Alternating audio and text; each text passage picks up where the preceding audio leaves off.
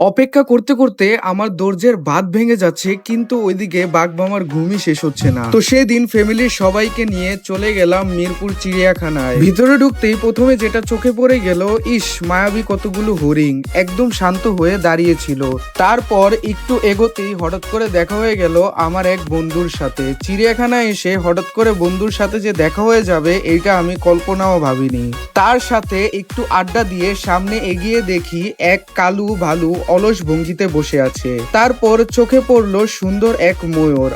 ময়ূরটা যদি এই মুহূর্তে তার পেখমগুলো মেলতো তাহলে কিন্তু সত্যি জোশ হতো। একে একে দেখা মিলল বিশাল আকারের গন্ডার, উঁচু গলার জিরাফ আর শত শত রঙিন পশু পাখি। কিন্তু আমাদের আসল নজর ছিল বাঘের দিকে। খাঁচার সামনে গিয়ে দেখি রাজামশাই তো একদম নিশ্চিত ভাবে ঘুমিয়ে আছে। বেশ কিছুক্ষণ দাঁড়িয়ে থেকে যখন ভাবলাম আজ বোধহয় আর কিছুই হবে না, ঠিক তখনই ঘটলো ম্যাজিক্যাল ঘটনা। ঘুম থেকে বাঘটা যখন রাজার মতো চোখ মেলে দাঁড়ালো আর হেলে দুলে হেঁটে আসতে লাগলো, বাপরে বাপ, এন্ট্রিটা দেখে জাস্ট গায়ে কাটা দিয়ে উঠলো। পুরো টিকিটের টাকাটাই উসুল হয়ে গেল এই বাঘের এন্ট্রিটা দেখে।